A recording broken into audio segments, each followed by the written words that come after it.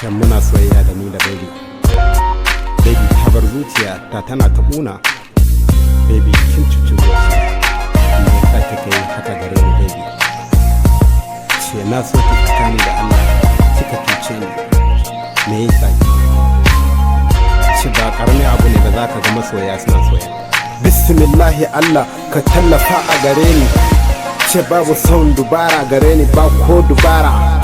Ce Allah ka bani yanci a ƙasar Sudaniya ni Bahaushe.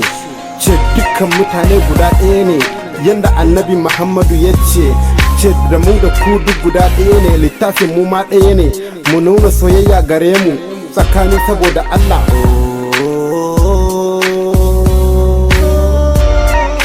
Komai za ka yo shi dan Allah, ka yo shi dan Allah.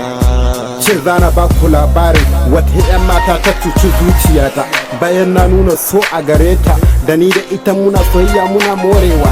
Ta cuce ni ta cuci zuciyata. Ce wata rana ina zanna a gida da ni da iyayena muna fara'a muna jin daɗi, baby ta kira ni a wayana ta ce da ni Boskar mu haɗu bakin rafi.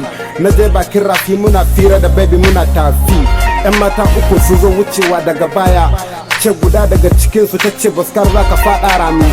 Ce ko da baby na ta juya ta kalle ta sai da kishi ya kama su yasa su kama tari. Na ce Allah baby ki dubi fisirar ki kyawo ko baki kwalliya ba babu muni gare ki, ke zara ce ni kuma wata ne. Ce ai ba za na barki ba, da ni da ke soyayya Allahu ya haɗa ni. Ce dukkan mutane na kishi a gare mu, da ni da ke bana barin ki ba za ki bar ni ba, insha Allahu ni mijinki ne ke matata. Ce bayan haka nan a kwana a tashi, bayan kwana biyu na ga baby na da ita da abokina. Aboki ya cuci zuciya, na yadda da shi na bashi aminta, na ɗauke shi matsayin aboki. Baby na ɗauke ta matsayin budurwa na, ina soyayya da ni da ita za mu yi aure.